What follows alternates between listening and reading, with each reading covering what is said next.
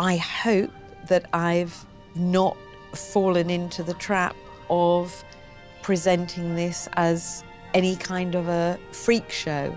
We're not saying Don Giovanni is a transgender person. What we're saying is Don Giovanni is a master of disguise. Some of those disguises are masculine, some of those disguises are feminine. What we have done is completely deliver the opera that Mozart and Da Ponte wrote, in which a character says, "You will never discover who I am." I think it's much more about somebody who is cunning and manipulative than it is about somebody who is transgender. In performances, I have seen physical reactions of people that love the sound that she produces, but they will not look at her while she's singing.